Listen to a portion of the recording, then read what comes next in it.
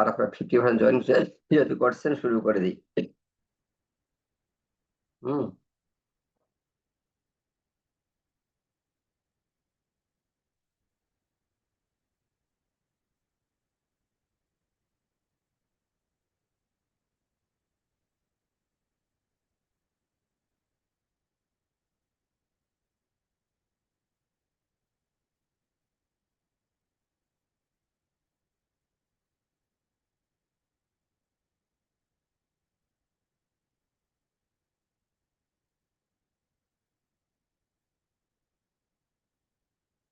Okay, chapter 7, short-term investments and receivables.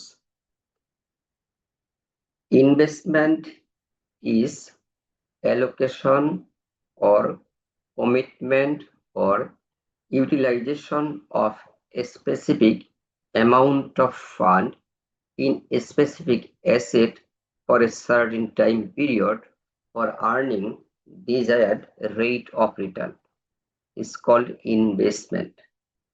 So when we are planning to use a specific amount of fund in a specific assets for a certain period for earning expected or desired rate of profit, it's called investment.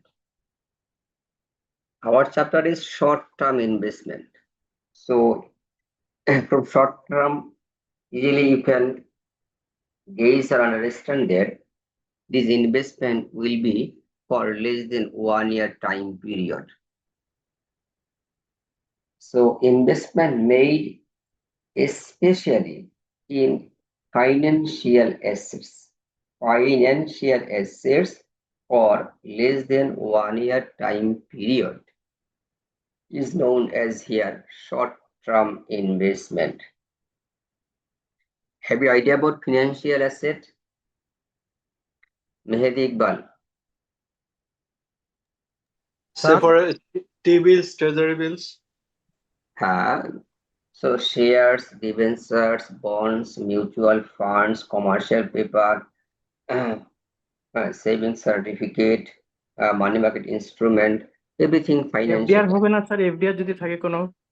FDR of course financial asset, but FDR invest করতে পারবে না কেউ, কারণ FDR তো একজন deposit করেন। আপনার FDR কে আমি ইনভেস্ট করতে পারবো না স্যার, না, সেটা হবে না। অর্থাৎ যে সমস্ত financial assets secondary market means stock action যে ট্রেড হয় সেটা বোঝানো হয়। FDR কখনো স্টক এক্সচেঞ্জ ট্রেড হয় না। ওকে, তাহলে আমাদের এরকম এরকম ইনভেস্টমেন্ট গুলো হচ্ছে short term investment. Short term ইনভেস্টমেন্টে there are 3 types or category. দেখেন, একটা হচ্ছে short term investment in securities held to maturity. That means যে সময়ের জন্য এই অ্যাসেটটা ইস্যুইং বিজনেস ইস্যু করেছে, আমরা ওই সময় পর্যন্ত ইনভেস্টমেন্টটা রাখবো। অর্থাৎ শর্ট টার্ম ইনস্ট্রুমেন্ট সিকিউরিটিজ এর time period either 3 months, 6 months, 9 months, we are investing for holding up to its maturity period. এটা একটা category. Then short term investment in trading securities, that means যেটা আমরা বাই করি, sell করি, gain loss incur করতে পারে, এরকম আমাদের টাইম পিরিয়ড নাই। We are buying and we are selling in secondary market. So through buying, selling, we are basically either earning income or facing loss. আর থার্ড ক্যাটাগরি হচ্ছে short term investments in securities available for sale. এইটা আমরা trade করছি না, daily by sell করি না, but we are buying, if required we can sell this in the market. Any time sell করা যাবে, বাট এখন সেল করছি না। তো একটা হলো যে আমরা বাই করার পরে সেল করব না, আপ টু ম্যাচুরিটি হোল্ড করে রাখবো। আরেকটা হচ্ছে আমরা রেগুলার ফর্মে বাই সেল করে এক্সচেঞ্জে গেইন আর্ন করার চেষ্টা করি। আরেকটা হচ্ছে আমরা পারচেস করে রেখে দিচ্ছি, রেগুলারলি সেল করছি না, but whenever be required we are ready to sell. এই 3 ক্যাটাগরিজ আছে। আওয়ার ফোকাসটা কিন্তু হচ্ছে এই investment related journal entries, investment related accounting, মানে জার্নাল এন্ট্রি আমাদের করতে হবে। When we go for investing in short-term securities, either for holding maturity or for trading or for selling whenever required, journal will be same, journal entry will be same. তো যদি আজকে আমরা চিন্তা করি যে XYZ কোম্পানি ABC কোম্পানির শেয়ারে invest করছেন ফর 3 months পিরিয়ড, টাকা 50 লাখ, আমরা যে ইনভেস্ট করছে সেই কোম্পানির জন্য রেকর্ড করব। তাহলে কি দাঁড়াবে, যখন ইনভেস্টমেন্ট যাচ্ছে সেক্ষেত্রে আমরা লিখব short term investment debit cash credit, short term investment debit cash credit. Amount কত হবে, ইনদেরকে যদি ডিরেক্টলি অ্যামাউন্টটা মেনশন করা থাকে সেই অ্যামাউন্টটা আমরা ডেবিট ক্রেডিট করব। If amount not directly given but number of securities purchased given, purchase price given and fees, charge, commission given. এখন যদি বলি যে একটা কোম্পানি আর একটা কোম্পানির 5,000 শেয়ার পারচেস করছে টাকা 295 পার শেয়ার and টাকা 2 পার শেয়ার ব্রোকারেজ কমিশন। তাহলে 295 টাকা হচ্ছে শেয়ারের পারচেজ প্রাইস এন্ড 2 টাকা পার শেয়ার হচ্ছে ব্রোকারেজ কমিশন। আলটিমেটলি এভরি শেয়ারে আমাদের কস্ট হচ্ছে 297 টাকা, 297 হচ্ছে এভরি শেয়ারের কস্ট। তাহলে আমার এখানে 297 টাকা per share multiplied 5000 shares, so টোটালে আমার এখানে যাচ্ছে 14,75,000, 14,75,000 টাকা we should record short term investment debit cash credit. Clear? আবার একটু বলবেন স্যার ওই প্রাইসটা? হ্যাঁ, সেটা বলছি যে 5,000 শেয়ারস পারচেজ করা হচ্ছে 295 টাকা price per share along with 2 টাকা per share brokerage commission. So ultimately আমার ব্রোকারেজ কমিশন সহ পার শেয়ার কস্টিং হচ্ছে 297 টাকা and number of shares 5,000, so 297 multiplied 5,000, you will find 14,75,000 টাকা। Okay, Yes, sir. now if it's given 295 টাকা per share purchase price and total brokerage commission is টাকা 8,000, অ্যামাউন্টে বলে দিল, তাহলে কিভাবে করবেন, দেখে যে 295 টাকা per share multiplied 5,000 shares 1475 plus হচ্ছে 295 ইন্টু 5,000 প্লাস হচ্ছে 8,000, আগেরটাই বলছিল, সো 1483,000 টাকা আমরা রেকর্ড করব short term investment debit cash credit. কখন, যদি ব্রোকারেজ কমিশন ফিজ বা চার্জটা একটা ফিক্সড অ্যামাউন্টে বলে দেয়, সেক্ষেত্রে number of shares multiplied market price per share plus brokerage commission করে নেব। আর যদি প্রতি শেয়ার হয়ে থাকে তাহলে সেক্ষেত্রে পারচেজ প্রাইসের সাথে আগেই কমিশন যোগ করে নাম্বার অফ শেয়ার গুণ করে নিব। এভাবে আমরা পাবো হচ্ছে টোটাল অ্যামাউন্টটা। ওকে,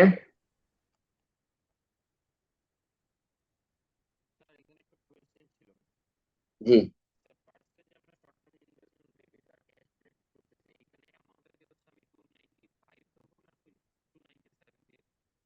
সাজিদ, আপনার কথাগুলো ভেরি আনক্লিয়ার। অন্য কারো মাইক্রোফোন আনমিউট করা আছে, তারা একটু মিউট করে নেন, ডাবল থাকলে সেই মানে আওয়াজটা পাবে। সাজিদ বলেন এখন দেখি।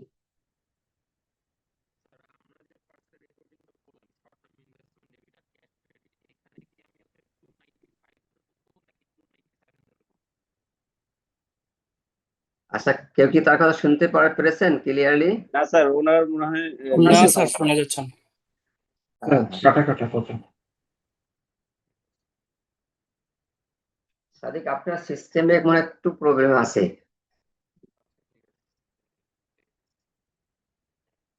আচ্ছা, আমি এক বলে দিই, আপনি মানে কি নাই, আপনি শেয়ারটা বা বন্ড বা ডিবেঞ্চার কিনবেন, সেখানে আপনি দেখবেন যে কত সংখ্যায় কিনলেন, কত টাকা প্রাইস করে কিনলেন, এটা গুণ করে আপনি ফিগারটা লিখবেন। যদি কমিশন থাকে কমিশনে যোগ করে নেবেন, ফি যোগ করে নেবেন। That's short term investment debit, cash credit. Okay, now যখন সেল করবো তখন কি হবে? আমার এক্সাম্পলে বলছি, আমি 5000 শেয়ার পারচেজ করছি 295 টাকা পার শেয়ার। শুরুতে বলেছিলাম 2 টাকা পার শেয়ার কমিশনের, পরে বলছি যে টাকা 8000 টোটাল কমিশন। তাহলে যদি আমরা টোটালটা ধরি, তাহলে সেক্ষেত্রে আমাদের টোটাল ইনভেস্টমেন্ট হচ্ছে 14,83,000 টাকা। এখন মনে করেন যে এই 5000 শেয়ার থেকে আমি আজকে 2000 শেয়ার সেল করছি, এন্ড টাকা হচ্ছে 300 পার শেয়ার, এন্ড টোটাল আমার কমিশন দিতে হচ্ছে 6000 টাকা। ফলে কি দাঁড়াচ্ছে? সে দাঁড়াচ্ছে হচ্ছে আমার 2000 শেয়ার আমি সেল করছি ইন্টু টাকা 300 মাইনাস কত বলছি, 6000 টাকা হচ্ছে আমার কমিশন। তাহলে এই অ্যামাউন্টটা আপনি করবেন, এই অ্যামাউন্ট আপনি পাবেন হচ্ছে সেল করে। তাহলে ক্যাশ ডেবিট হবে এই অ্যামাউন্টটা। দেখেন, ক্যাশ ডেবিট কত আসলো, 2000 ইন্টু 300 মাইনাস 6000, অর্থাৎ 5,94,000 টাকা আমরা ক্যাশ পাচ্ছি সেল করে, cash debit. But short term investment credit হবে, শর্ট টার্ম ইনভেস্টমেন্ট ক্রেডিট হবে। এখানে কিভাবে ক্রেডিট হবে সেটা ছিল, আমি কিন্তু 14,83,000 টাকা দিয়ে কিনেছি হচ্ছে 5000 শেয়ার। সেখানে আমার প্রতি শেয়ারের দাম পড়ছে গড়ে 296.6 টাকা, ইনটু হচ্ছে 2000, অর্থাৎ আমার কস্ট হচ্ছে 5,93,200 টাকা। এখানে কত আসলো? এটা আসলো ইকুয়ালস 5,94,000। এটা হচ্ছে আমার cash debit. But short term investment credit হচ্ছে আমার 5,93,200। 5,93,200 বোঝাতে পারছি বিষয়টা? অর্থাৎ আমি যে পারচেজ করি সেখানে আমার কমিশন সহ নেট কস্ট পার শেয়ারে কত ছিল এবং 2000 শেয়ারের দাম কত ছিল, সেটা ছিল যেভাবে আমি লিখতেছি। 5000 শেয়ার কিনেছি ইন্টু 295 করে, প্লাস ছিল 8000 টাকা কমিশন। এই সব মিলে আমার ডিভাইড বাই 5000 ইন্টু 2000 ইন্টু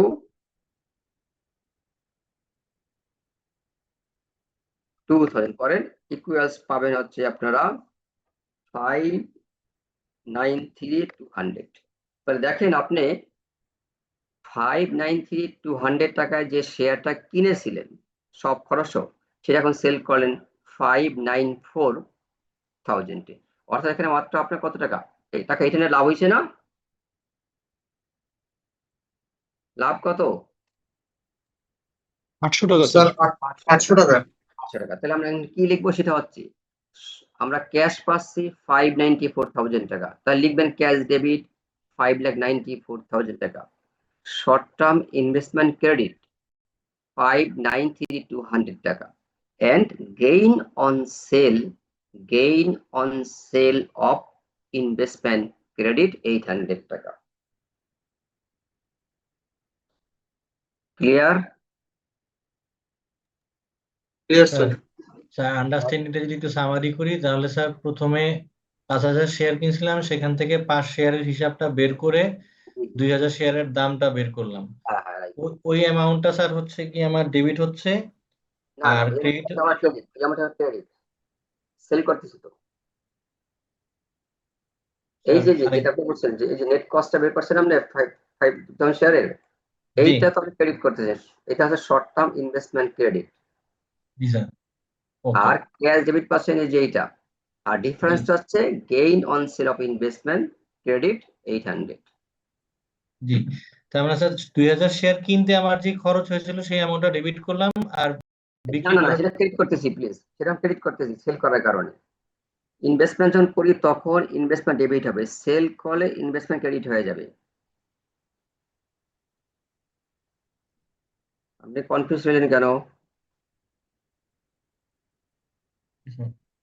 এটা হচ্ছে আমার cash debit cash debit this, আর এটা হচ্ছে আমার শর্ট টার্ম ইনভেস্টমেন্ট। হ্যাঁ হ্যাঁ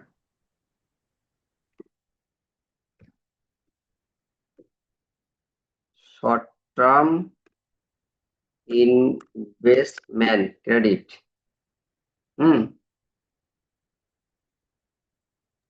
ফন্টটা ছোট করে দিই, তাহলে হয়তো শর্ট টার্ম ইনভেস্টমেন্ট তাও যাচ্ছে না।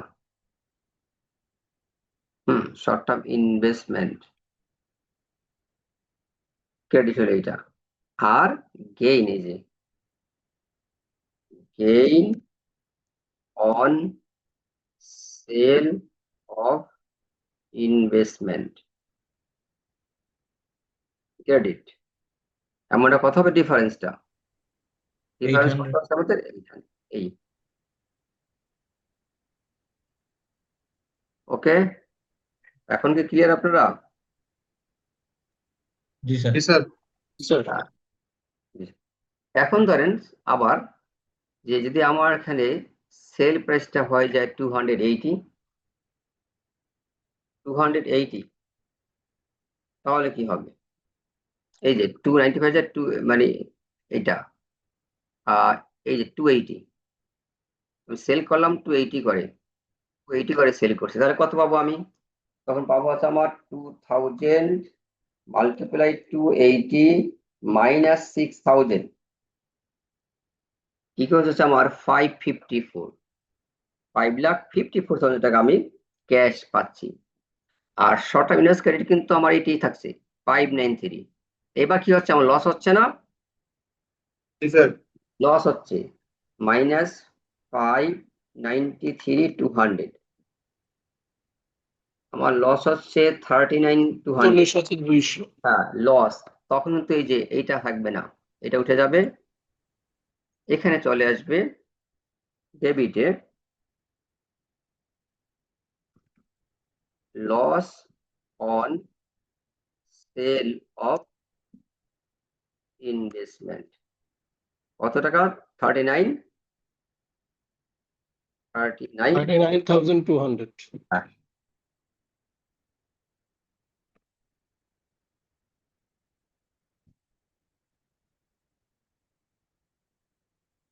ওকে,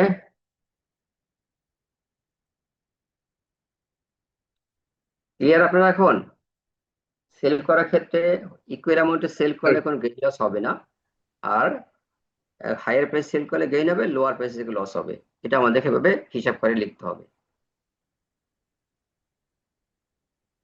স্যার ক্যালকুলেশনটা কি এরকম পাশে দেখাই দিতে হবে সবসময়? দেখাই দিলে ভালো, আর না দেখা যদি আপনি ক্যালকুলেট করে নেন সেটাও বুঝবো, নো প্রবলেম। আমি তখন লিখছি আপনাদের যাতে বুঝতে পারে, যেহেতু আপনারা এখন দূরে আছেন সেই জন্য আমি লিখে দিলাম। জি স্যার। ওকে, এভাবে আমরা তাহলে রেকর্ড করব বাই করা, sell at equal value, sell at high value, sell at low value. এখন হচ্ছে credit card, credit sales and receivables. Credit sales and receivables আমরা বুঝতেই পারছি, এটা বেসিক্যালি কিন্তু হচ্ছে আমাদের ইনভেস্টমেন্টের সেল না। আমরা এখন কোনো গুড সেল করি, সার্ভিস অফার করি, সেটা বোঝাচ্ছে credit sales and receivables. So it's very easy. When you go for selling any product, we record accounts receivable debit, sales credit. When we collect cash, we record cash debit, accounts receivable credit. হ্যাঁ, কিন্তু যদি আমাদের ডিসকাউন্টের বিষয় থাকে, সেটা আমরা last class ওই চ্যাপ্টারে দেখেছি, ডিসকাউন্টের বিষয়গুলো থাকলে কিভাবে আসবে। Credit card sales. সো এইটা কিন্তু এই ক্রেডিট সেলসটা হচ্ছে কোনো কার্ডের এগেনস্টে না, আমরা সেল করছি অন অ্যাকাউন্টে থাকছে, পরবর্তী কালেকশন করব। আরেকটা হচ্ছে যে আমরা সেল করছি ক্রেডিট কার্ডের এগেনস্টে, ক্রেডিট কার্ড ইউজ করছে বায়ার, আমাদের ক্রেডিট কার্ড মানে আমরা সেলার কোনো ব্যাংকে ক্রেডিট কার্ডের এগেনস্টে সে আমাদের কাছে গুডস কিনে নিচ্ছে। স্যার আমি আরঙের কথা বললাম, তাহলে আপনি আরঙে গেছেন আজকে, আপনি প্রাইম ব্যাংকের ক্রেডিট কার্ড দিয়ে আরং থেকে গুডস কিনে চলে আসলেন, আমি কিন্তু আরঙের সেলার এই ভি পয়েন্টে আমি রেকর্ডটা করব। আমি কাছে ক্যাশ পাচ্ছি না, আমি কিন্তু ক্যাশ পাচ্ছি না আজকে, আপনি ক্রেডিট কার্ড দিয়ে গেছেন, এটা রিসিপ্ট ক্রিয়েট হয়েছে, রিসিভাল ক্রিয়েট হয়েছে, তাহলে আজকে যখন আমি সেল করছি তখন আমার ঠিক হবে অ্যাকাউন্টস রিসিভেবল ডেবিট। আর স্যার পাবে স্যার ওই ব্যাংকের কাছ থেকে। হ্যাঁ, ওটা পরে পাবো আমি। তাহলে আমার এখন আমি লিখবো accounts receivable debit sales credit, amount যাবে সেটা আমি লিখে রাখবো। বাট যখন আমি কালেকশনে যাব সেক্ষেত্রে কিন্তু আমি 100% ক্যাশ পাবো না, আমার সেলটাকে এক্সপিরিয়েট করার জন্য কিন্তু আমি ক্রেডিট কার্ডটা অ্যাকসেপ্ট করছি, এখানে এই ক্রেডিট কার্ড প্রসেস করতে কিছু খরচ যায়, সেই প্রসেসিং ফিটা কিন্তু আমার যাবে। সো এখন ধরেন যে আমি সেল করছি আজকে 2 লাখ টাকার ক্রেডিট কার্ডের এগেনস্টে, আমার এই 2 লাখ টাকা ক্রেডিট কার্ড প্রসেস করে কালেকশন করার জন্য হয়তো আমার 3000 টাকা খরচ যাবে, খুব বেশি না, 3000 টাকা খরচ যাবে। তাহলে আমি ক্যাশ কত পাবো? নেট 197। তাহলে আমার cash debit 197, credit card expense debit 3, receivable credit 2 lakh. Cash debit 1,97,000, credit card expense debit 3000, accounts receivable credit 2 lakh টাকা। এবার আমরা যখন কালেকশনে যাব সেক্ষেত্রে ক্রেডিট কার্ড এক্সপেন্সটা বাদ দিয়ে নেট অ্যামাউন্টটা আমরা পাবো। ক্লিয়ার?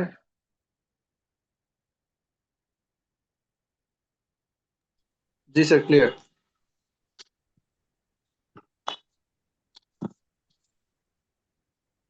এখন আসেন ব্যাড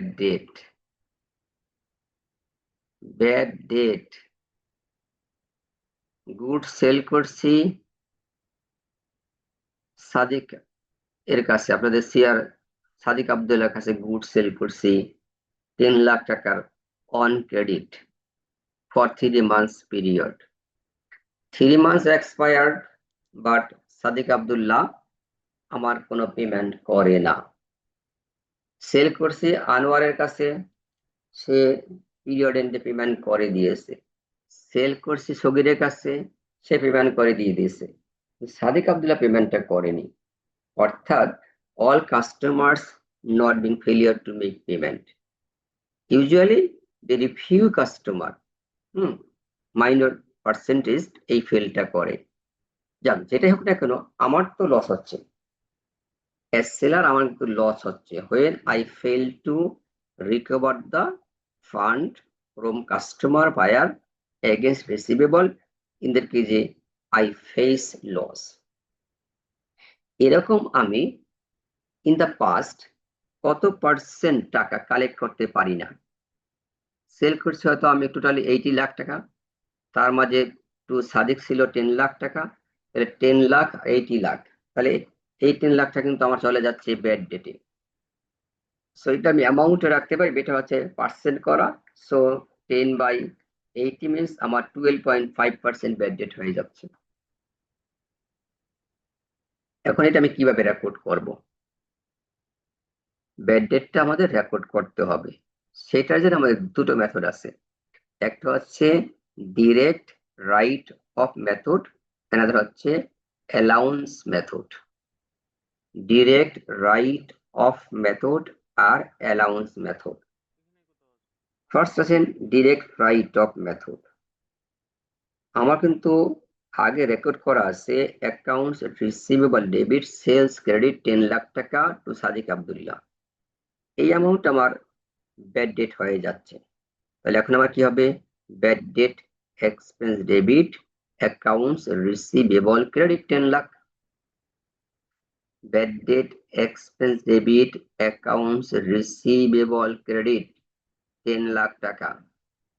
আমার লস বেড়ে যাচ্ছে আর কারেন্ট অ্যাসেট কমে যাচ্ছে, তাহলে ইনকাম কমে যাবে, ইকুইটি কমে যাবে, ওখানে গিয়ে কারেন্ট অ্যাসেট কমে যাচ্ছে, তাহলে আমার কিন্তু asset decrease, equity decrease, right, ultimately গিয়ে।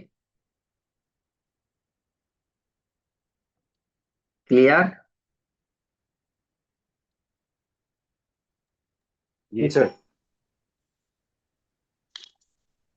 আর যদি আমরা এখানে ফলো করি অ্যালাউন্স মেথড, মানে প্রভিশন করেন, প্রভিশন রাখেন, আমরা অ্যালাউন্স বলি, প্রভিশন বলি, রিজার্ভ বলি।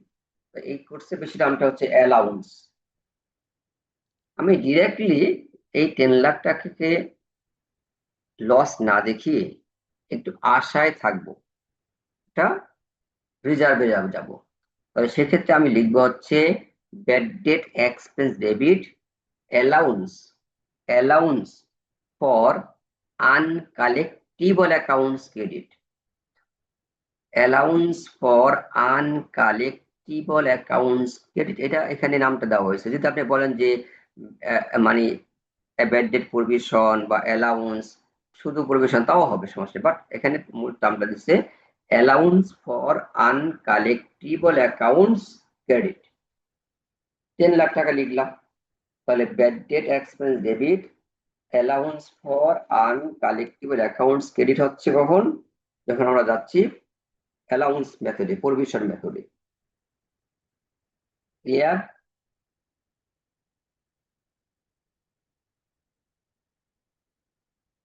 Ferdous Ahmed, Yes, sir. Clear. আচ্ছা, এখন Sir, এইটা provision?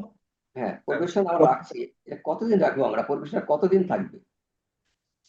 একটা সময় পরে তো আমাদেরকে টাইম যখন পার হয়ে যাবে, সেক্ষেত্রে দেখি আমাদের ব্যাড ডেট ফুলি ডিক্লেয়ার করতে হবে, রাইট, হবে, যেতে হবে এক সময়, খেয়ে, রাইট? Yes, sir.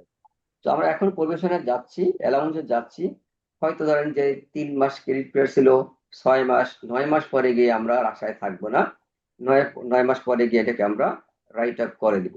তখন গিয়ে হবে allowance for uncollectible accounts debit accounts receivable credit.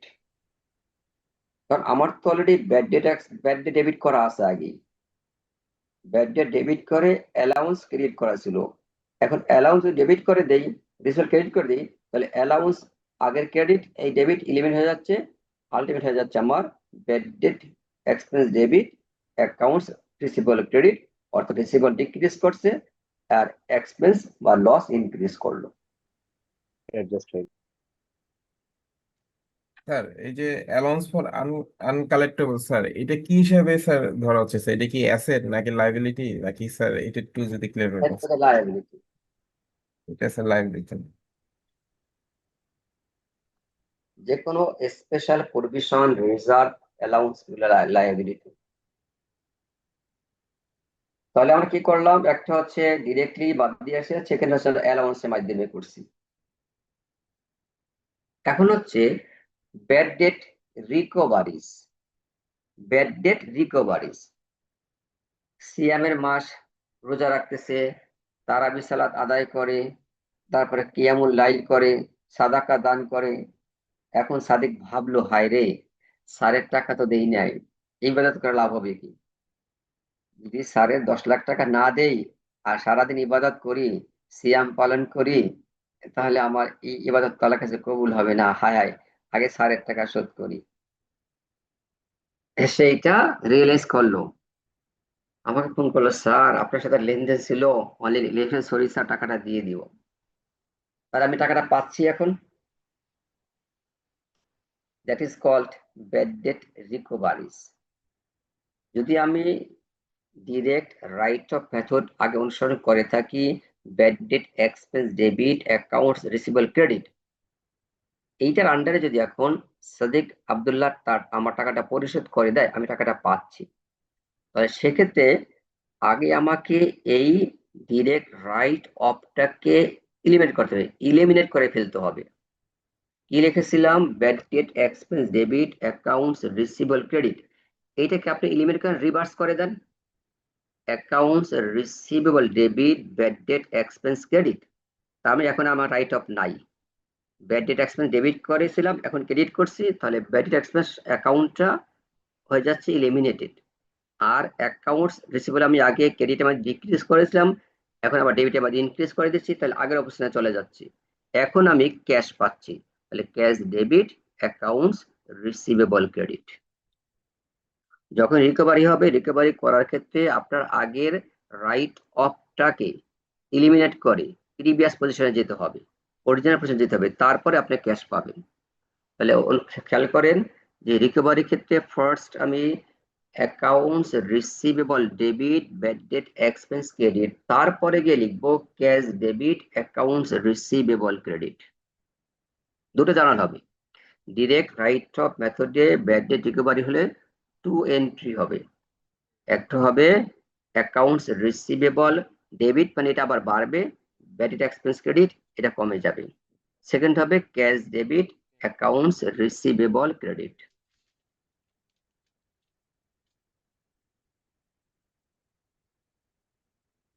Clear? জি স্যার। তাহলে এটা গেছে আমাদের ডিরেক্ট রাইট অফ মেথডের আন্ডারে ব্যাড ডেট রিকভারি। এখন আসেন অ্যালাউন্স মেথডে। We have recorded 2 entries under allowance method for bad debt declaration. First ছিল bad debt expense debit allowance credit, পরে ছিল allowance debit accounts receivable credit. এখন আবার সেখান থেকে টাকাটা পাচ্ছে, রিকভারি হচ্ছে। তাহলে আপনাকে আগের দুটো এন্ট্রি রিভার্স করতে হবে, রিভার্স করে নিতে হবে। একেবারে আগের ইমিডিয়েট লাস্ট ছিল allowance debit accounts receivable credit, তাহলে এটা উল্টান, accounts receivable debit allowance credit.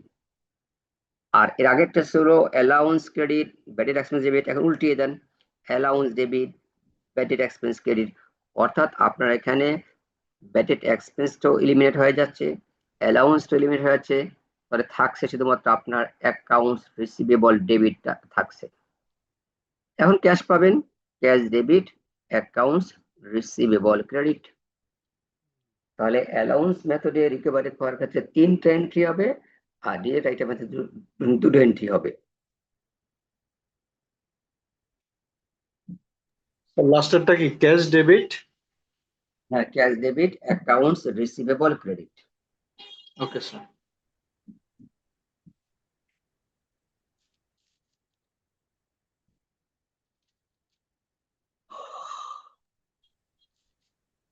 Sir এই একটা কোশ্চেন ছিল, ধরেন স্যার ব্যালেন্স শিটে ব্যাড ডেটটা আমরা রিটেন অফ করে দিলাম, এই রিটেন অফটা পরবর্তীতে ফাইন্যান্সিয়াল ইয়ারে ওটা কালেকশন হয়েছে, তখন এটা ট্রিটমেন্টটা কিরকম হবে?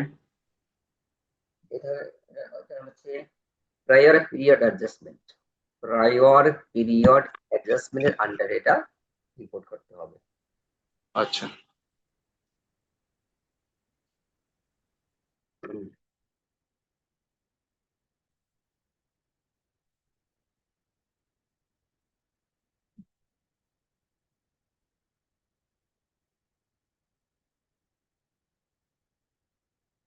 নেক্সট টপিকটা হচ্ছে প্রমিজারি নোটস।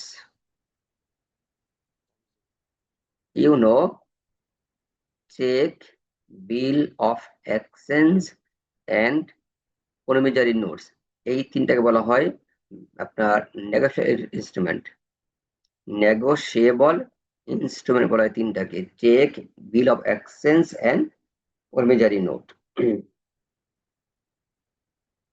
প্রমিজারি নোটের ক্ষেত্রে usually one party makes promise to another party for paying an amount after a certain period in future. এখন ধরেন যে আজকে আপনি আমার কাছ থেকে গুডস বাকিতে কিনে নিচ্ছেন এবং নোটে সাইন করে গেলেন যে স্যার আপনার টাকাটা আমি 3 মাস পরে দিব। এই 3 মাস পরে আমার টাকা you will pay, in that কেসে কোনো এক্সট্রা রেট ইম্পোজ হবে কিনা? যদি কন্ট্রাক্টে থাকে তাহলে 3 মাসের জন্য রেট চার্জ হবে, যদি না থাকে চার্জ হবে না। এখন ধরেন যে সিম্পলি আপনার কাছে আমি গুডস সেল করছি, তাহলে সেক্ষেত্রে আমার রিসিভেবল ডেবিট, সেলস ক্রেডিট 3 মাস পরে পাবো, ক্যাশ ডেবিট, রিসিভেবলস ক্রেডিট হয়ে যাবে। কিন্তু যদি আমার এই 3 মাসের জন্য রেট থাকে, গুডস সেল করছি 10 লাখ টাকার, রেট হচ্ছে 12%, টাইম 3 মাস, তাহলে 10 লাখ টাকার উপর 12% মিনস 1,20,000, এটা হচ্ছে অ্যানুয়াল। আর আমি তো বলছি 3 মাসের জন্য, তাহলে 3 মাসে হবে তার 1 40,000, 30,000 না 30,000, 3 মাসে 30,000 টাকা হবে। তাহলে এখানে কিন্তু আমি ক্যাশ পাবো গিয়ে 3 মাস পরে 10,30,000। তাহলে আমার cash debit 10,30,000, accounts receivable credit 10 lakh, and income শব্দটা বলতে চাচ্ছি না আমি, যে আপনি বুঝে নিন যেটা কি হিসাবে রেটটা আসতেছে, ওই ইনকামটা ক্রেডিট 30,000। এখানে সাধারণত কোনো ডেবিটের বা লসের চান্স নাই, রেট থাকবে অথবা থাকবে না, এক্সট্রা পাবো অথবা পাবো না। এক্সট্রা পেলে আমরা তাকে লিখবো, তাহলে cash debit, accounts receivable credit, and income credit.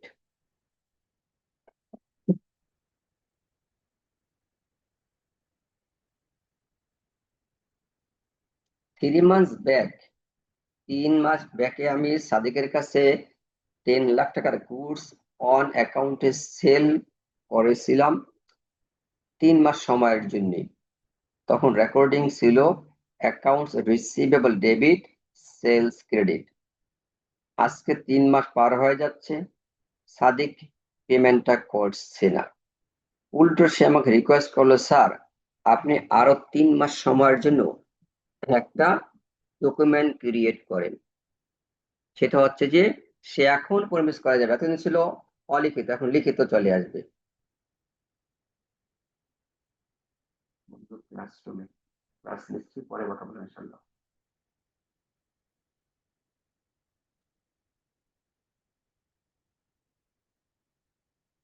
হ্যাঁ, বিষয়টা কি ছিল, 3 মাস আগে আমি 10 লাখ টাকার গুডস বিক্রি করছি সাদিকের কাছে বাকিতে, এখন তার পেমেন্ট দেওয়ার কথা ছিল, কিন্তু সে পেমেন্টটা না দিয়ে উল্টো বলে, স্যার এতদিন তো আমার সাথে ছিল রিসিভেবল, এখন আপনি একটা নোট ক্রিয়েট করেন, আমি সেখানে সাইন করে দিচ্ছি এনাদার 3 মান্থসের জন্য। শুনি তো, ক্লাস নিচ্ছি, কথা পরে বলবো।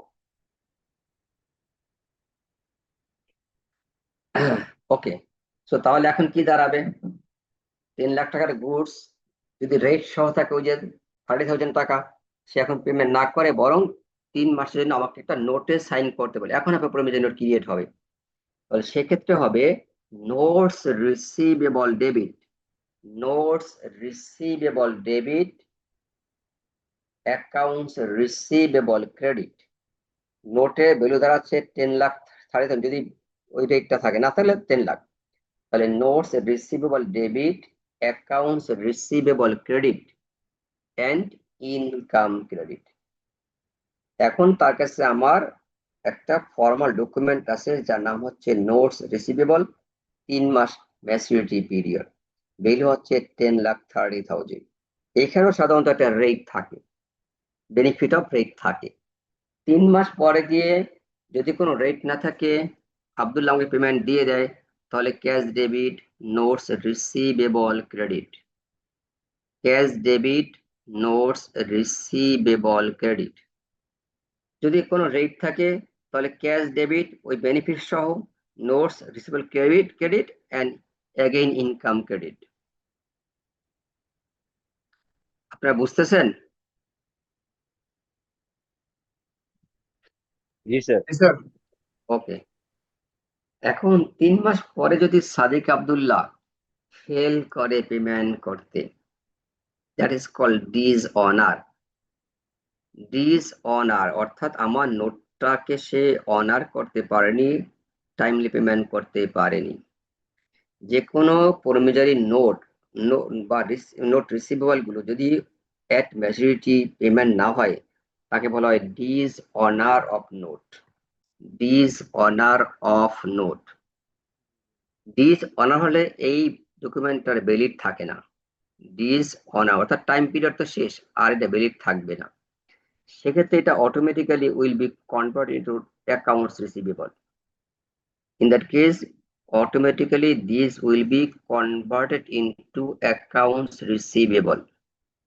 এখন থেকে 3 মাস আগে ছিল accounts receivable debit sales credit, আবার আমরা 3 মাস পরে লিখছিলাম notes receivable debit accounts receivable credit। যখন ডিজাইনার হয়ে যাবে সেক্ষেত্রে আবার accounts receivable debit notes receivable credit। এখন আমরা এখানে অরিজিনাল অবস্থানে আসি, accounts receivable debit sales credit সেই পজিশন আছে, শুধু অ্যামাউন্টটা চেঞ্জ হইতে পারে। This is called dishonour of note. তাহলে আমাদের কাছে অ্যাকাউন্ট একটু বলবেন স্যার, জি হুইচ ওয়ান? এই last one, dishonour the note. হ্যাঁ, ডিজাইনার হলে সেক্ষেত্রে accounts receivable debit notes receivable credit, অর্থাৎ ওকে স্যার। নোটটা আগে ডেবিট ছিল ক্রেডিট করে দিয়েছি, নোটটা বাতিল হয়ে যাচ্ছে আর আমরা চলে যাচ্ছি প্রিভিয়াস পজিশনে অ্যাকাউন্টস রিসিভেবল ফর্মে। স্যার এক্ষেত্রে একটা বিষয় জানার ছিল, যেহেতু 3 মাসে তার সাথে আমার প্রমিস হয়েছে যে সে আমাকে কোনো একটা ইনকাম হচ্ছে দিবে, এবং 3 মাস পরে গিয়ে যখন এটা ডিজনার হচ্ছে তখন এটা এই যে ইনকাম যেটা জেনারেট হওয়ার কথা ছিল ইনকাম সহ সেই অ্যামাউন্টটা কি হবে? ইনকাম সহ ডিজাইনার হবে, ইনকাম সহই ডিজাইনার হবে। Okay sir. তাহলে এভাবে আমরা এই ডিজ অনারটা রেকর্ড করব। যদি কখনো ডিজ অনার এগেনস্টে আমরা আবার টাকাটা পেয়ে যে অ্যামাউন্টটা পাই, সেক্ষেত্রে আপনার cash debit accounts receivable credit, অতিরিক্ত পেলে ইনকাম ক্রেডিট কম পাওয়ার চান্স নাই।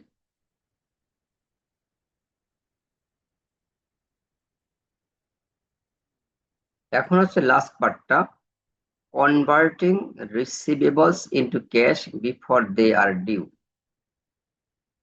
আমার সাথে সাদিক আব্দুল্লাহ 3 লাখ টাকার রিসিভেবল আছে against credit sale of goods. 3 মাস পরে সে আমাকে পেমেন্ট করবে, বাট 1 মাস পরে আমার নিজের একটু ক্যাশ ক্রাইসিস, লিকুইডিটি ক্রাইসিস হয়ে যাচ্ছে, কিন্তু আমি সাদিককে বলতে পারবো না যে 2 মাস আগে টাকাটা দিয়ে দেন, 1 মাস মাত্র পার হয়েছে আর 2 মাস বাকি আছে, কারণ তার সে চুক্তি হচ্ছে আমার টোটালি 3 মাস পরে সে আমাকে পেমেন্টটা করবে। এখন যখন আমার সাইড থেকে 1 মান্থ এক্সপায়ার 2 মান্থস রিমেনিং, এই সিচুয়েশনে আই নিড লিকুইডিটি ক্রাইসিসের কারণে বিজনেস রান করতে, তখন আমি কিভাবে ক্যাশ কালেক্ট করতে পারি? সেক্ষেত্রে আমার দেখেন 3টা অপশন আছে। একটা হচ্ছে সেলিং অ্যাকাউন্টস রিসিভেবল।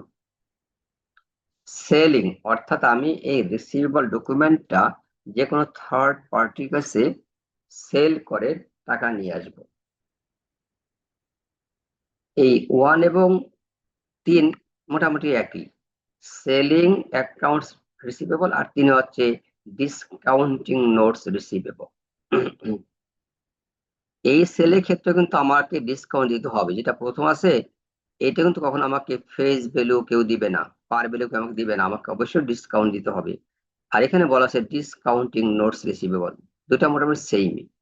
অর্থাৎ আমি 3 লাখ টাকার রিসিভেবল ডকুমেন্টস 2 মাস সময় হাতে থাকতে থার্ড পার্টির কাছে সেল করে টাকা নিচ্ছি, কখনই থার্ড পার্টি আমাকে 2 মাস আগে ফুল টাকা দিবে না। সে 3 লাখ থেকে হয়তো আমাকে পেমেন্ট করবে 960 বা 970, এটা ডিপেন্ডস করে এগ্রিমেন্টের উপর যে আমি কত পার্সেন্ট স্যাক্রিফাইস করতে রাজি আছি 2 মাস সময়ের জন্য।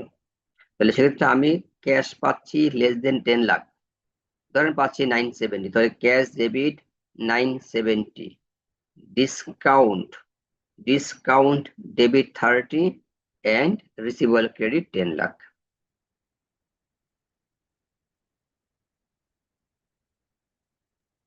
স্যার সেলিং অ্যাকাউন্টস রিসিভেবল এটা লাইক আপনার যে ব্যাংকে যে ফ্যাক্টরিংটা ফাইন্যান্স করে সেটা?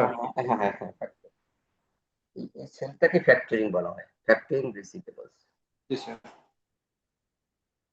তাহলে 1 এবং 3 আমরা ক্যাশ পাবো, আমাদের ডিসকাউন্ট যাবে আর রিসিভেবলটা চলে যাবে ক্রেডিটে। প্লেজিং রিসিভেবলস, এটা হচ্ছে রিসিভেবলসটাকে আমরা এস সিকিউরিটি রেখে লোন নিচ্ছি, এটা কিন্তু আমরা সেল করছি না। We are taking loan by securing receivable papers বা ডকুমেন্টস। তাহলে যদি আমরা লোন নেই কি হবে? ক্যাশ ডেবিট, ক্যাশ ডেবিট,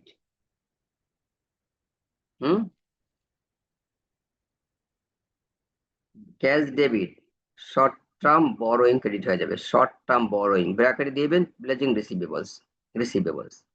তাহলে cash debit, short term borrowing credit বা শর্ট টার্ম লোন ক্রেডিট ব্র্যাকেটে প্লেজিং রিসিভেবল, বুঝাচ্ছি যে আমরা রিসিভেবলকে জামানত রেখে টাকাটা নিচ্ছি।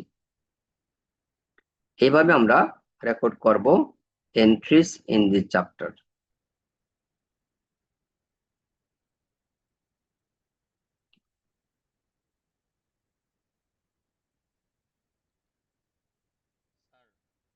জি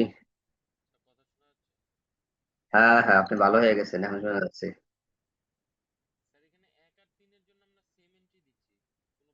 জি, পার্থক্য নেই তেমন।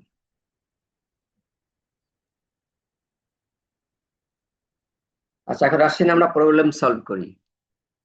ম্যাথ নাম্বার 1 দেখেন, prepare journal entries for the following transactions. Sold BDT 2 lakh, merchandise to Porter company, terms 210, net 30। তাহলে আমরা কি লিখবো? যে সেল করছি, accounts receivable debit, sales credit. Accounts receivable debit, sales credit 2 lakh. Okay,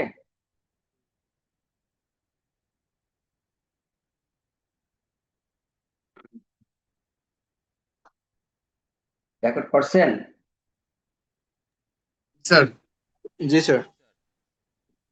Then March 11th received payment in full from Porter Company. অর্থাৎ আমরা 1 তারিখে যে সেল করছি সেখান থেকে 11 তারিখে ফুললি পেমেন্ট পেয়ে যাচ্ছি। খেয়াল করে দেখতে হবে, আমার কিন্তু 210 আছে, 10 দিনের মাঝে পেমেন্ট করলে সে কিন্তু 2% ডিসকাউন্ট পাবে। যদিও ফুল বলা আছে, ডিসকাউন্ট বাদ দিবেন, কারণ 1 থেকে 11 10 দিনের মাঝে আছে। তাহলে cash debit, discount debit, accounts receivable credit. Accounts receivable credit তো আমার 2 লাখ টাকায় যাচ্ছে ক্রেডিটে, আর ডিসকাউন্ট হবে 2%, তাহলে 4000 টাকা না নাকি 400? জি স্যার। 4000 হবে। 4000 টাকা। তাহলে ক্যাশ পাচ্ছি 196, cash debit 196, sales discount debit 4000, accounts receivable credit 2 lakh টাকা।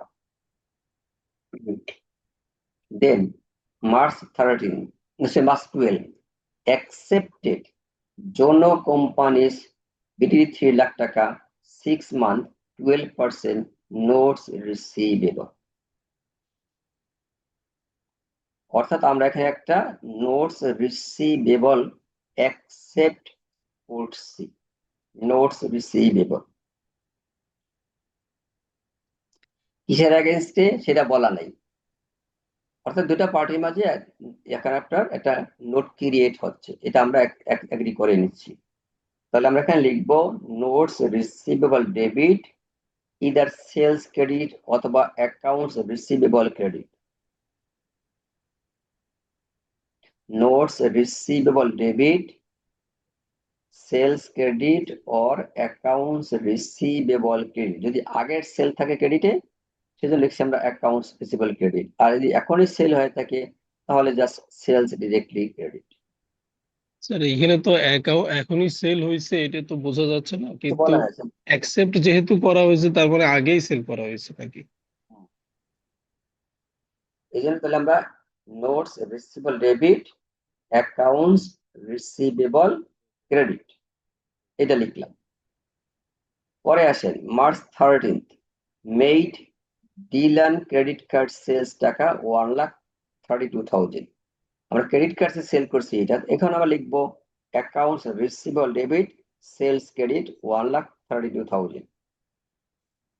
Accounts receivable debit sales credit, কথা বলতে যে ক্রেডিট কার্ড সেল, এটা আলাদা করার জন্য ইউজুয়ালি আমরা বাকি সেল করি, এটা ক্রেডিট কার্ডে সেল করছি। So accounts receivable debit credit card sales credit 1,32,000।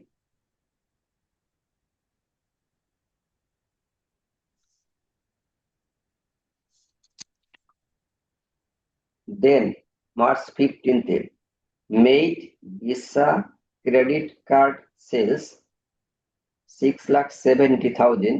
A 3% service fee is charged by Visa. Visa অর্থ হচ্ছে কার্ড ইস্যুয়ার যিনি আছেন সে। তাহলে এখানে আমরা কত টাকা পাবো? 670 হচ্ছে আমাদের সেলস, এটা হচ্ছে আমাদের অ্যাকাউন্টস রিসিভেবল, 3% কিন্তু কমে যাবে। তাহলে অ্যাকাউন্টস রিসিভেবল 670 into 0.03,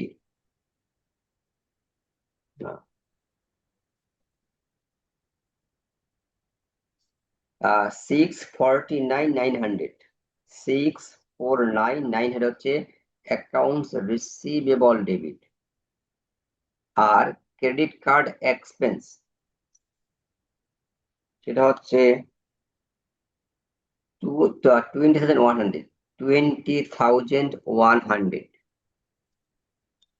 আর সেলস ক্রেডিট হচ্ছে 670।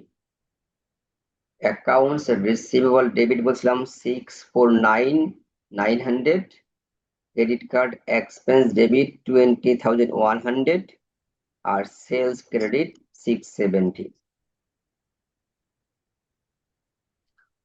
April 11th, sold accounts receivable টাকা 8 lakh to Harcourt Factor। Sir ভাইয়া, আরেকবার একটু বলবেন আগেরটা 15 ইয়াটা মার্চ 15 এর। মার্চ 15 আপনার 670 থেকে 3% চার্জ চলে যাবে, 97% পাবেন, ক্যাশ পাবেন না, পরবর্তীতে পাবেন ক্যাশ, আপনি নেট ক্লেম আছে। So accounts receivable debit 93% of 670, that means 649,900। আর 3% হচ্ছে ক্রেডিট কার্ড এক্সপেন্স ডেবিট 20,100। আর সেলস ক্রেডিট হচ্ছে টোটাল অ্যামাউন্টটাই 6,70,000।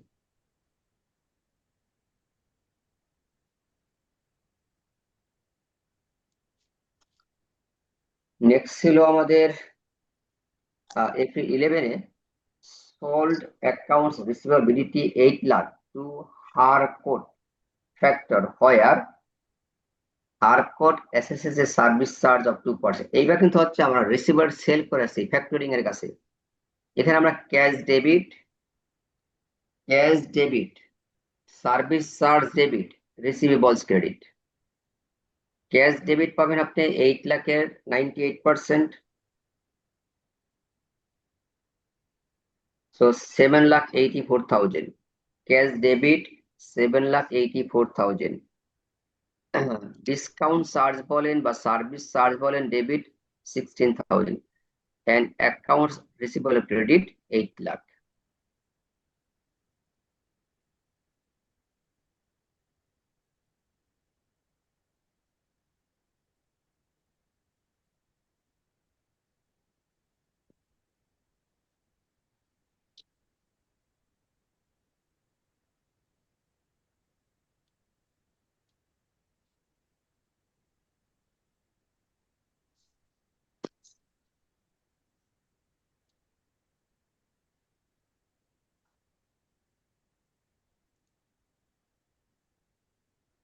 ওকে, জি স্যার। দেন হচ্ছে আমাদের এপ্রিল 13-তে এখানে একটা জিরো বেশি আছে,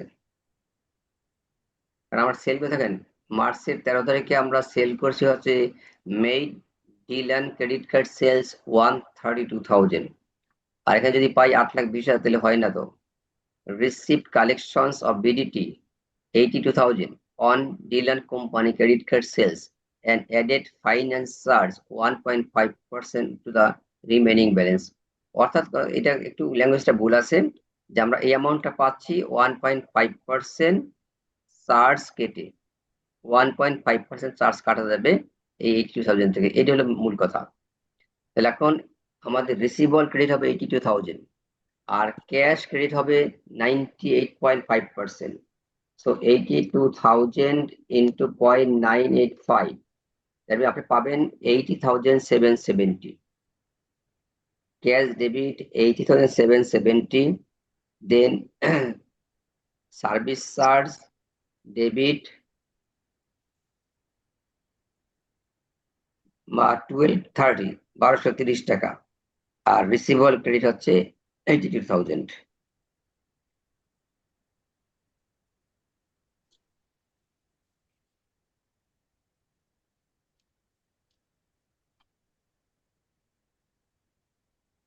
charged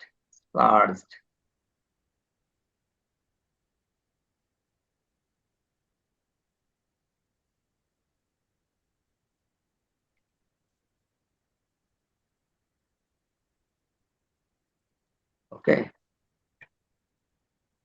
Then May 10th, wrote off as uncollectible BDT 160,000 of accounts receivable. এখানে বোঝাচ্ছে ডিরেক্ট রাইট অফ, যেহেতু রোডটা বলে দিচ্ছে তাহলে রাইট অফ। আমরা কি লিখবো? Bad debt expense debit accounts receivable credit 160,000, bad debt expense debit accounts receivable credit 1,60,000.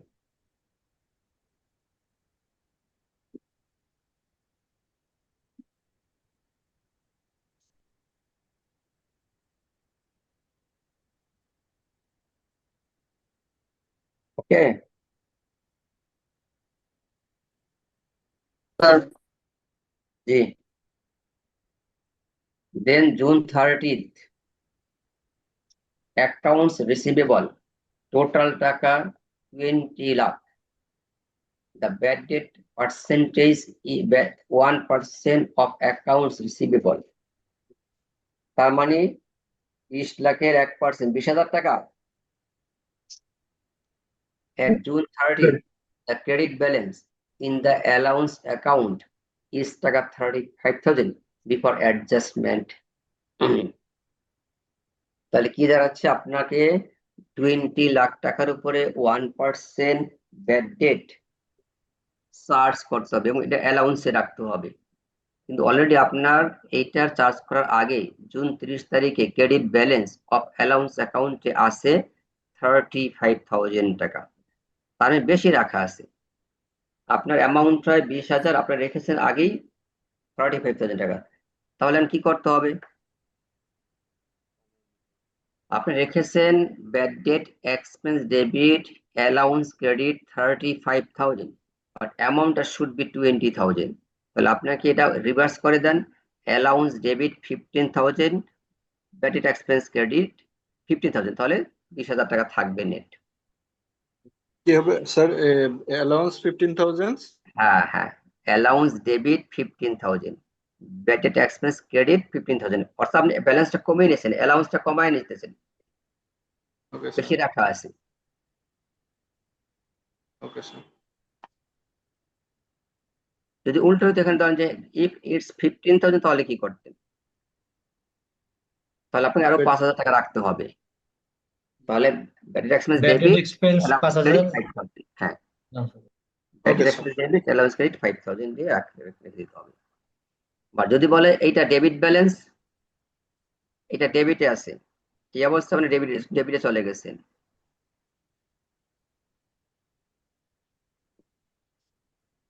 এই অবস্থায় আপনি আছেন, তাহলে কি করবেন? তাহলে আপনাকে তো 20,000 টাকা এখন রাখতে হবে, আরো আপনার আগের শর্টেজ আছে 15,000, তাহলে আপনার 20 আর 15, আপনার 25,000 টাকা কিন্তু এখন নতুন ক্রিয়েট করতে হবে। তাহলে bad debt expense debit allowance credit 35,000 হিসাবে আসে 20,000, কিন্তু আপনি কিন্তু আগের হিসাবগুলো থেকে মানে আপনাকে এটা শর্টেজ আছে, ব্যালেন্স রাখা হয় না পূর্বে, এখন আপনাকে রাখতে হবে।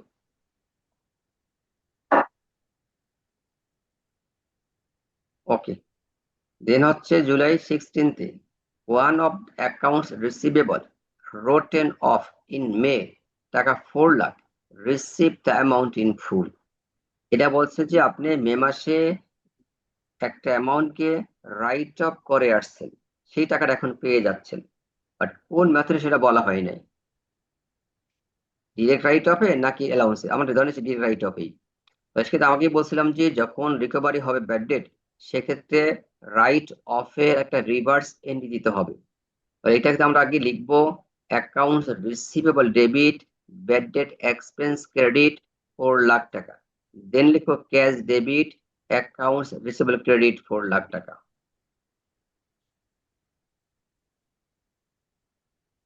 সেকেন্ড এন্ট্রিটা কি হবে স্যার বলুন স্যার? সেকেন্ড হবে cash debit accounts receivable credit. Sir দুইটার ডেট কি একই থাকবে স্যার? হ্যাঁ, এক ডেটেই।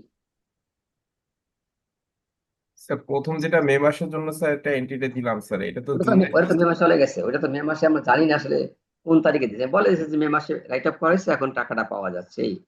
ওটা নিয়ে আমরা কনসার্ন, আমরা মে মাসে কি কোন ডেটে কিছু সেটা না, আমরা এখন জানি যে কনসিকুয়েন্সটা কি হবে। কনসিকুয়েন্স হবে রাইট অফটা বাতিল হয়ে যাবে, আমরা ক্যাশ পাবো। সেটা আমরা আজকে আজকে বাতিল করে আমরা ক্যাশ নিয়ে নিতেছি।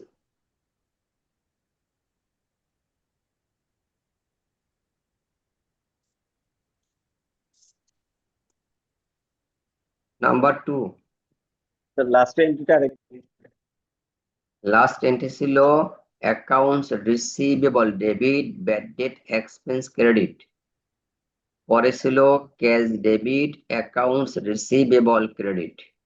অ্যামাউন্টটা তো বলা আছে 4 লাখ টাকা।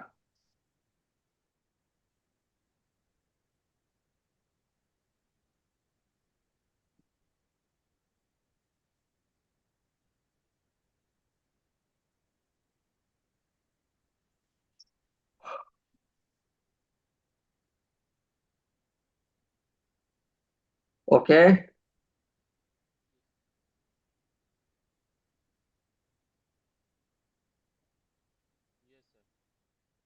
Okay sir. now problem 2. June 1st purchased for cash 6,000 shares of Sandbank common stock at টাকা 240 per share. So short-term investment debit cash credit 6,000 into 240, 14,40,000. Short-term investment debit cash credit 14,40,000.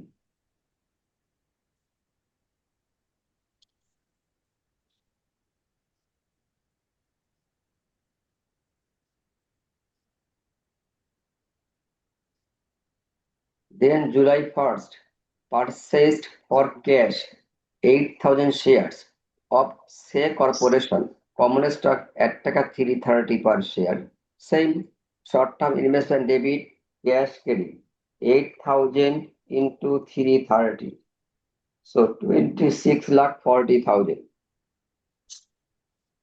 Short-term investment debit cash credit 26,40,000.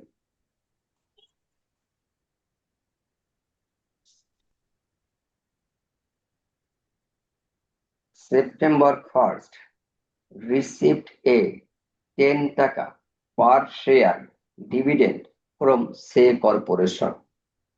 Number of shares purchased of Say Corporation 8,000 and per share dividend 10 টাকা, total dividend 80,000 টাকা actually receive করা হচ্ছে। তাহলে cash debit dividend income credit 80,000, cash debit dividend income credit 80,000.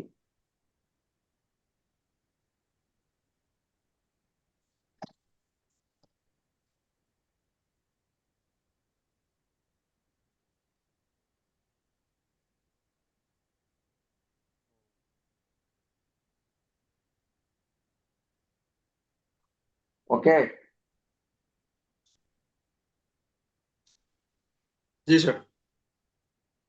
November 1st sold 2,000 shares, sold 2,000 shares of Sandbank common stock at টাকা 270 per share. আমরা কিন্তু purchase করছেন 240 করে, সেল করলেন 270 করে, টাকা 30 কিন্তু গেইন আছে এখানে। তাহলে ক্যাশ ডেবিট 2000 ইন্টু 270, 2000 ইন্টু 270, 5,40,000 হচ্ছে cash debit. Short term investment credit হচ্ছে 2000 ইন্টু 240 করে 4,80,000। ক্যাশ ডেবিট ছিল 5,40,000, শর্ট টার্ম ইনভেস্টমেন্ট ক্রেডিট হচ্ছে 4,80,000। Gain on sale of investment credit ডিফারেন্সটা 60,000। তো শেষেরটা কি বললেন sir?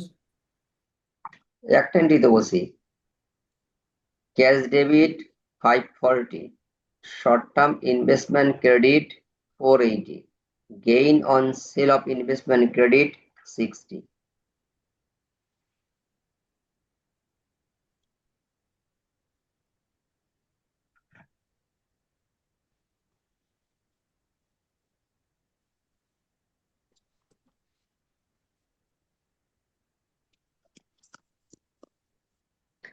Then December 15th, received টাকা 5 per share cash dividend on Senbang common stock. Senbang এর আমাদের শেয়ার ছিল মোট কয় হাজার? 6,000 সেল করছি কত? 2000 2,000। বাকি আছে কত? 4,000। 4000 প্রতি শেয়ার আমরা 5 টাকা ডিভিডেন্ড পাচ্ছি। তাহলে cash debit dividend credit 20,000, cash debit dividend income credit 20,000, because আমাদের 4,000 শেয়ার এখন হোল্ড করা আছে, পার শেয়ারে তারা 5 টাকা ডিভিডেন্ড আমাদেরকে দিবে।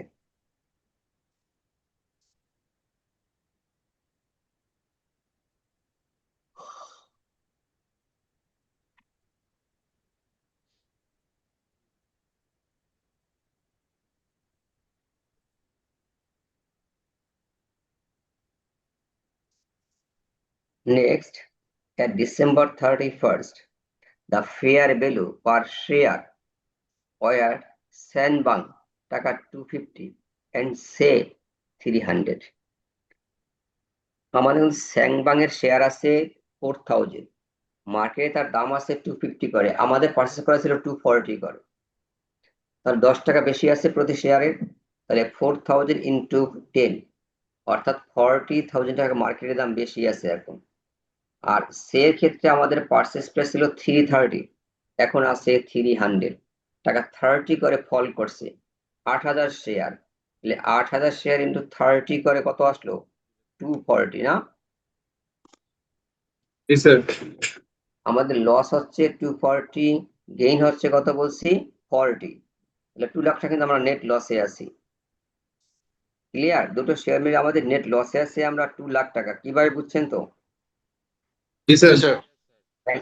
স্যাংবামে গেইন আর সেতে লস। তাহলে এটা কি করতে হবে? এটা আমার লিখতে হবে unrealized loss debit, unrealized loss debit short term investment credit 2 lakh টাকা। Unrealized loss debit short term investment credit 2 lakh টাকা।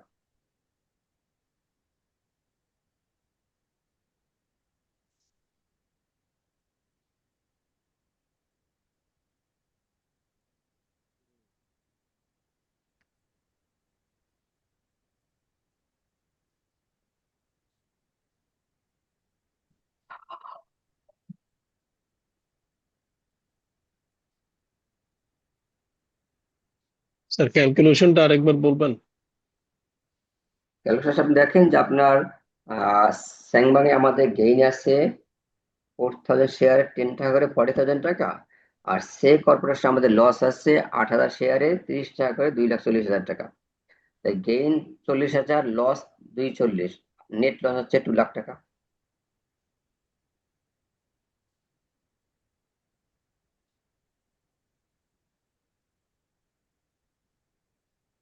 জি sir. Okay, next one, math number 3. Purchased for cash 7,000 shares of Moninjar common stock for টাকা 324,000 by paying 0.5 commission per share.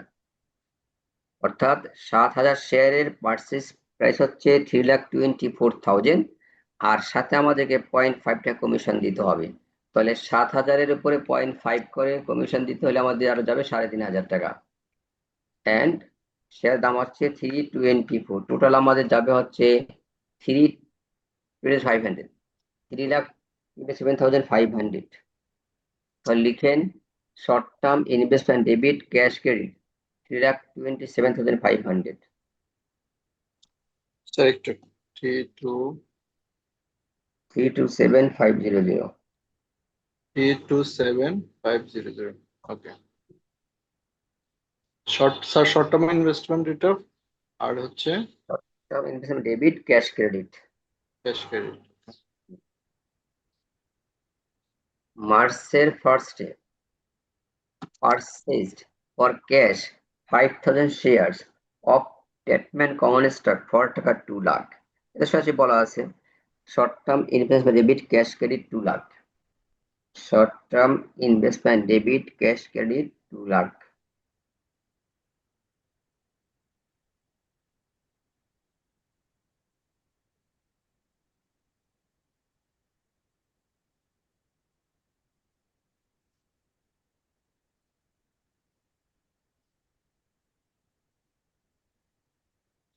Okay.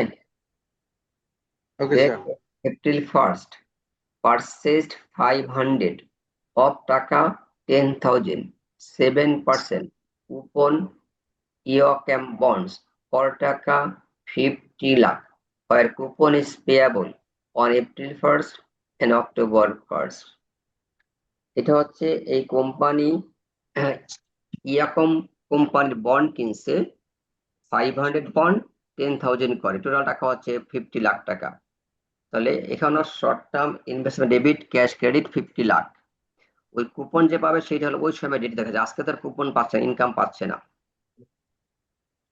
Short term investment debit cash credit 50 lakh. Okay sir. আর coupon is payable on April 1st বলা আছে যে। হ্যাঁ, এটা হচ্ছে আগামী অক্টোবরের পরের এপ্রিল, যে মানে আপনি কেনার পরে 6 মাস পর পাবেন, এটা বোঝাচ্ছে। Okay sir. আচ্ছা, আজকে কিনেছেন, অক্টোবরে একটা পেমেন্ট পাবেন, আবার আগামী এপ্রিলে গিয়ে পেমেন্ট পাবেন। July 1st received a 6 টাকা per share cash dividend on Moninjar common stock. মনিঞ্জারের কাছ থেকে আমরা শেয়ার পারচেজ করছি 7,000, ডিভিডেন্ড পাচ্ছি 6 টাকা, তাহলে 7 into 6 42,000 টাকা। Cash debit dividend income credit 42,000। Cash debit dividend income credit 42,000 টাকা।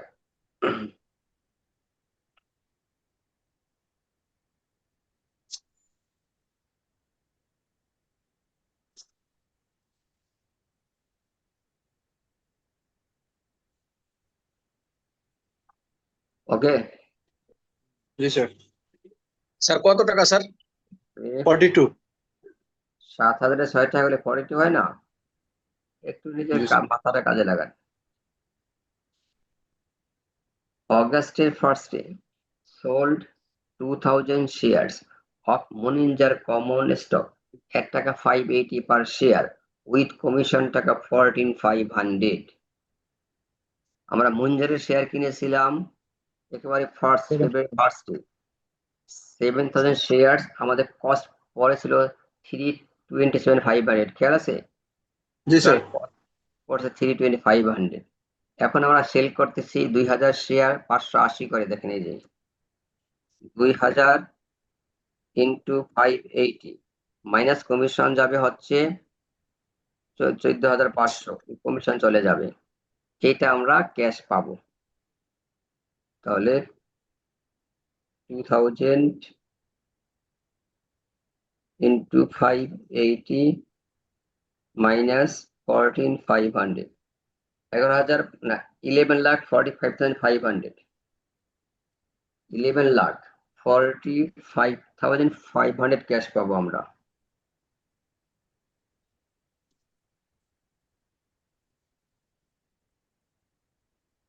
ক্লিয়ার? Okay sir. হ্যাঁ, এটা ক্যাশ ডেবিট লিখবেন।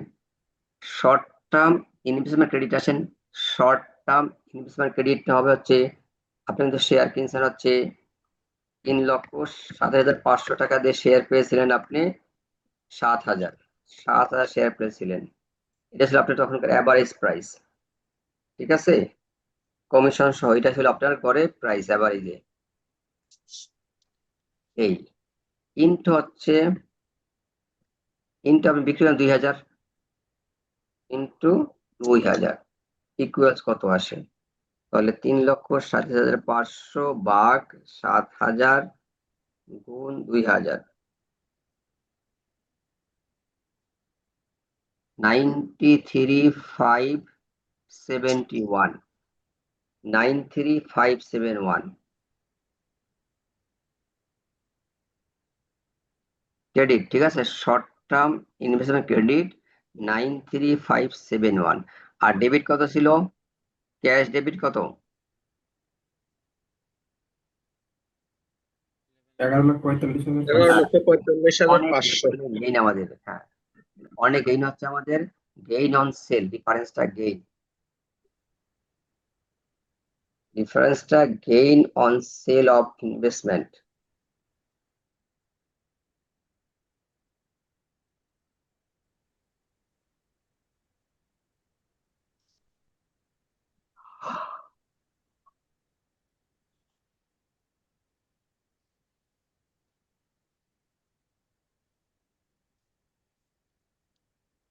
ওকে, নেক্সট হচ্ছে সেপ্টেম্বর 1st রিসিভ 10 টাকা per share cash dividend on statement common stock. Statement থেকে আমরা শেয়ার কিনেছি 5,000, 10 টাকা ডিভিডেন্ড, সো 50,000 টাকা। Cash debit dividend income credit 50,000।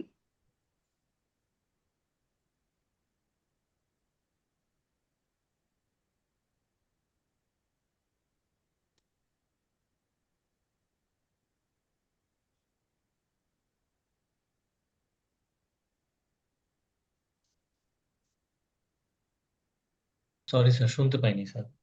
Cash debit dividend income credit 50,000, 5,000 share, 10 টাকা ডিভিডেন্ড পার শেয়ারে। এই শেয়ার কোথায় আছে? উপরে বলা আছে, এখানে সাথে নাই। আপনি দেখবেন ট্যাটম্যান, তো যে ট্যাটম্যানের শেয়ার আমরা পারচেজ করছি 5,000, সেখান থেকে গুণ করে নেবেন। জি। Then October 1st receive the semi-annual coupon on the EACM bond, যেটা ছিল আমাদের যে এপ্রিলের 50 লাখ টাকার আমরা বন্ড কিনেছি 7% কুপন রেটে, এর হাফ আমরা পাবো। 50 লাখের 7% অর্ধেক পাবেন।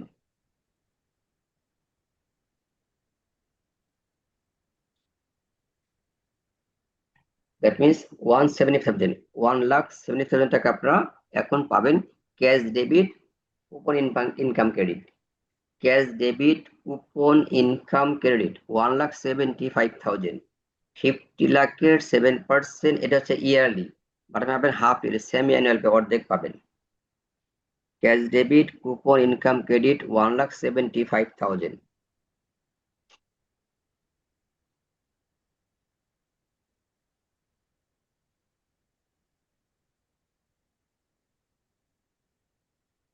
Next, sold the EACM bonds for টাকা 49 lakh.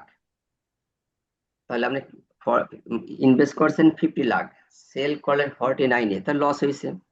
Cash debit 49 lakh, loss on sale of investment debit 1 lakh, short term investment credit 50 lakh. Cash debit 49 lakh, loss on sale of investment debit 1 lakh, short term investment credit 50 lakh.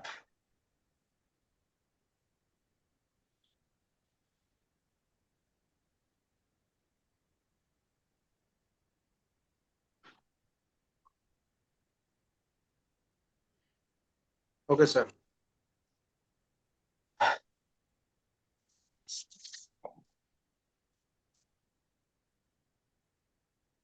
Sir August 1-এর ট্রানজাকশনটা একটু আর একটু যদি বলেন sir.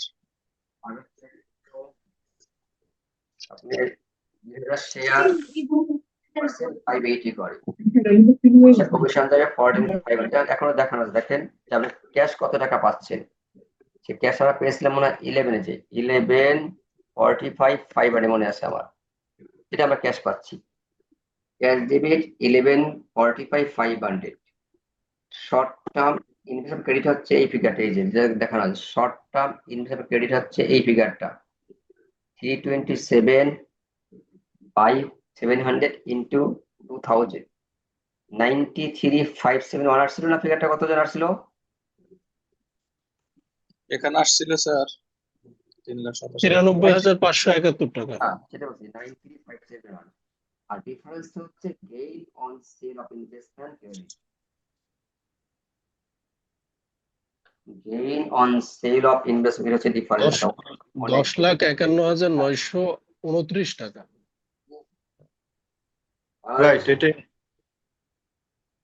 হ্যাঁ, ওই যে আসলে প্রথমে যখন শেয়ারটা বাই করছিলাম তখন 46 টাকা সামথিং পড়ছিল হিসাবে আর কি আসে। আর এখন যেহেতু সেল 580 টাকায় করা হলো, এর জন্য স্যার গেইনটা অনেক বেশি দেখাচ্ছে আর কি।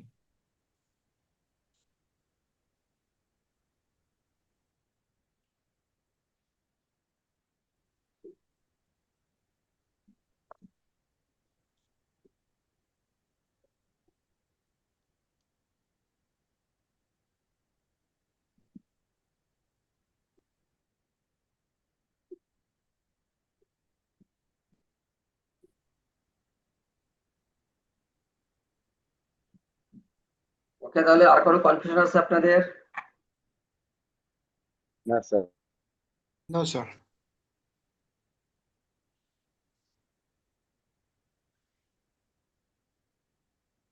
দেখেন কোশ্চেন থাকলে করেন।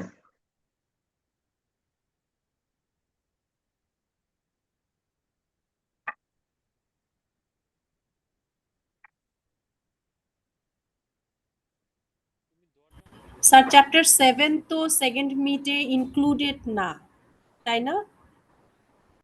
না, সেকেন্ড মিড টাইমের কোশ্চেন স্ট্রাকচার নিয়ে যদি একটু বলতেন। কোশ্চেন স্ট্রাকচার ফার্স্ট মিটের মধ্যেই থাকবে 10 এমসিকিউ 5 মার্কস, আর ডেফিনেশনে ধরেন যেরকম 3 মার্কস আর 12 মার্কস ম্যাথে। চ্যাপ্টার স্যার 4, 5, 6 তিনটা, তাই না? 4, 5, 6।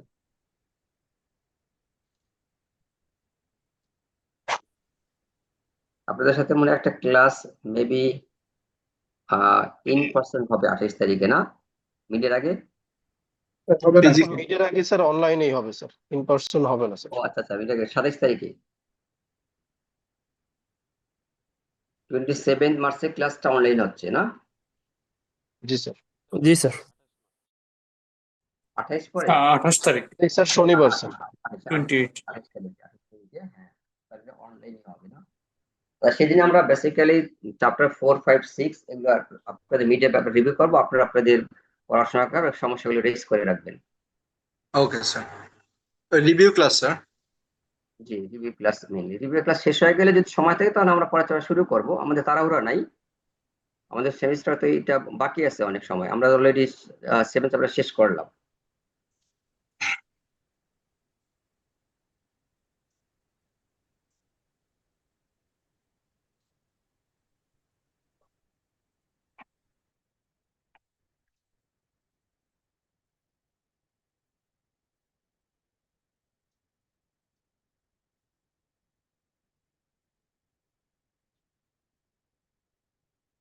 তাহলে আপনাদের কোনো কোশ্চেন না থাকলে অ্যাটেন্ডেন্সটা দিয়ে শেষ করি। জি sir.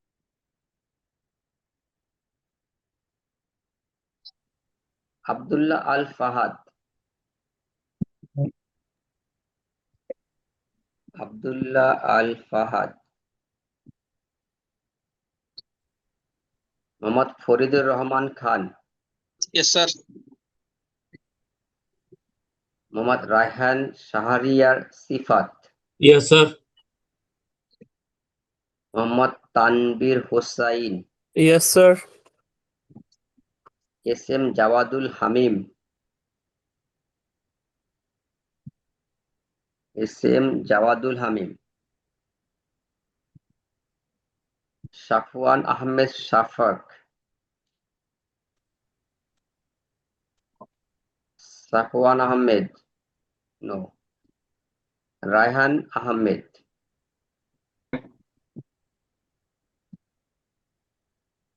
Abdullah Al Noman Rifat, Yes, sir. Mehedi Iqbal,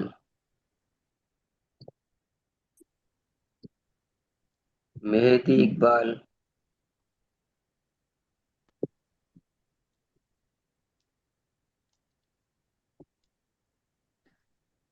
Meheruna Tabassum Bipasha, Yes, sir. Mohammad Tanvir Daud, জি sir, yes sir. Mohammad Amir Hossain, 6004, Mohammad Amir Hossain 6004, Mohammad Kamal Hossain, Mohammad Kamal Hossain, Abdullah Al Noman, Yes, sir. Present, sir. Aniruddha Khan সাদি,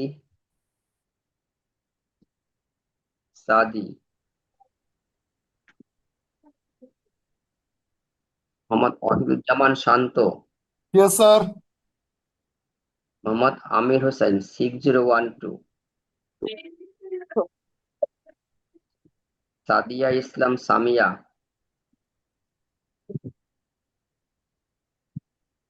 মুনতাসির মামুন সৌরভ, ইয়েস স্যার। শেখ সাদাত ইবনে ইসলাম,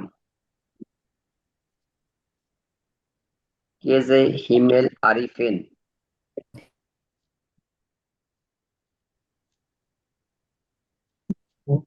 Rizwan Ahmed, Present, sir. Mohammad Manjurul Islam, Yes, sir. Imrul Hasan, present sir. Mohammad Ashiq Chowdhury, Ferdous Ahmed, Yes, sir. Mehedi Hasan Moon, Yes, sir. Mohammad Anwar Hossain, Yes, sir.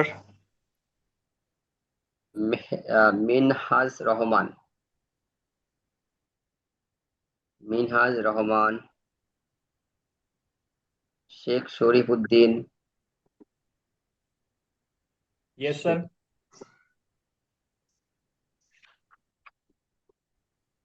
Mohammad Sagirul Islam, yes sir. Mohammad Mainul Islam, Fahmida Akter Shanta, Yes, sir. Mohammad Rabiul Islam, Yes, sir. Aswaf Habib, Syed Imtiaz Mahmud, Yes, sir. Sadiq Abdullah, okay. Kanis Fatema,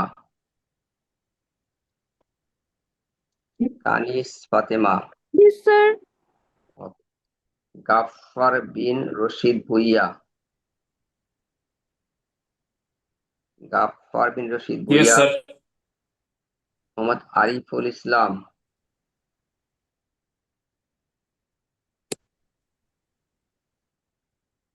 Mohammad Abu তালহা,